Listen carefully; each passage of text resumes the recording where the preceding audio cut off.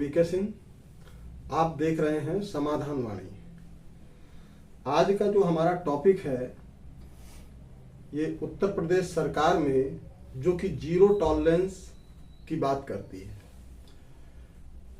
आज हम एक ऐसे विषय पर चर्चा कर रहे हैं, क्या जीरो टॉलरेंस वाली सरकार में भी करप्शन अर्थात भ्रष्टाचार की गुंजाइश है?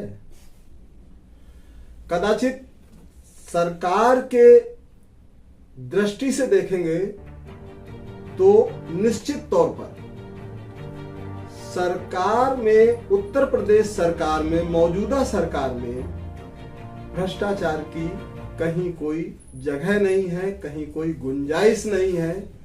लेकिन ये सिर्फ सरकार की नीतियों में, सरकार के भाषणों में ऐसा है, जबकि सत्यता ये भी है कि वर्तमान मौजूदा सरकार जो जीरो टॉलरेंस की बात करती है, उसी सरकार में अपराध की भी गुंजाइश है और भ्रष्टाचार की भी गुंजाइश है। ऐसा ही एक प्रकरण प्रयागराज से सामने आया है, जो प्रयागराज में मिस्टर प्रमोद कुमार सिंह एक प्रशासनिक अधिकारी हैं और ये सिंचाई विभाग में सिंचाई खंड, लिफ्ट खंड सिंचाई में पिछले 17 सालों से तैनात है।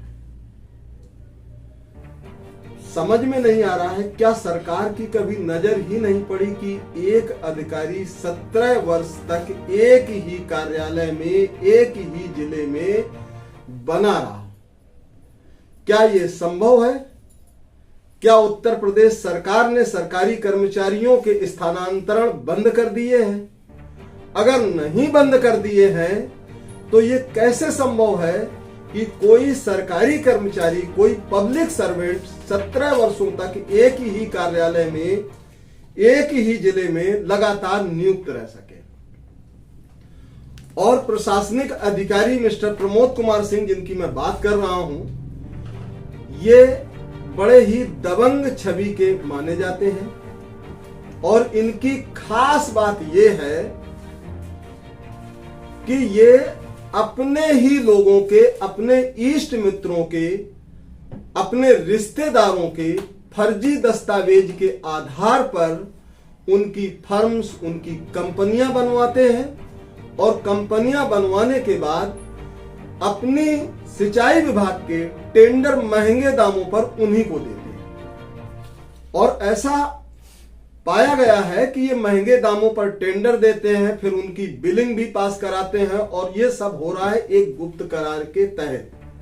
मतलब वो जितनी भी कंपनियां हैं, ऑलमोस्ट इनके सिंचाई खंड में वो लगभग इनकी अपनी ही कंपनियां हैं, जिनमें 4-5 कंपनियों के नाम भी आए हैं, जैसे कि मेसर्स बलवंत सिंह इंटरप्राइजेज, जो कि इनके जो है बहन के दामाद का है, और मिस्टर राम अभिलाष जो झलवा निवासी हैं प्रयागराज के, इनके जो है प्रोफेशनल फ्रेंड हैं। तो ऐसे लोगों को ये कंपनियां बनवाते हैं जो इनके प्रोफेशनल फ्रेंड हैं या फ्रेंड हैं या इनके नाते रिश्तेदार हैं।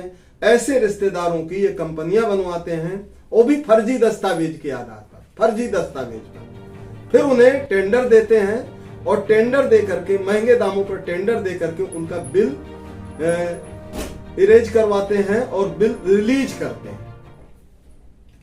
और इतना सब भ्रष्टाचार होने के बाद मजे की बात यह है कि इनके डिपार्टमेंट में, सिंचाई खंड में, ना तो अपर अधिकारी, ना तो उच्च अधिकारी, ना तो कोई कनिष्ठ अधिकारी इनके विरुद्ध आवाज नहीं उठा सकता है। सूत्रों का मानना है, सूत्रों का कहना है, विश्वस्त सूत्रों का, कि इनके विरुद्ध आवाज क्यों नहीं उठाई जाती है। तो लोगों का मानना है कि ये बहुत दबंग छवि के व्यक्ति हैं और जिनका राजनीति में भी हस्तक्षेप है और वर्तमान सरकार में, वर्तमान राजनीति में भी इनका हस्तक्षेप है। तो अगर वर्तमान सरकार में, वर्तमान राजनीति में सरकार ऐसे भ्रष्टाचार मामलों में संलिप्त है, तो फिर जीरो टॉलरेंस का क्या हुआ? अगर सरकार संलिप्त है तो फिर जीरो टॉलरेंस का क्या हुआ? अगर सरकार संलिप्त नहीं है तो फिर सवाल इस बात का उठता है कि इनके विरुद्ध आज तक कोई जांच या कोई कार्रवाई क्यों नहीं हुई? इनका स्थानांतरण आखिर कैसे 17 सालों तक नहीं हुआ? 17 साल तक एक ही जिले में एक ही कार्यालय में कैसे जो है नियुक्त बने रहे?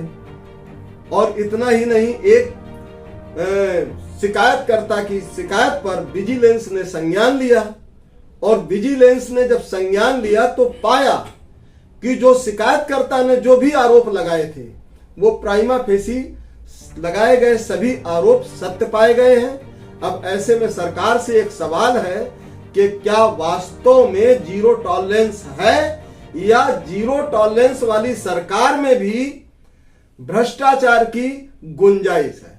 इसी के साथ समाचार समाप्त हुए। आप देखते रहिए समाधान वाणी। Thank you.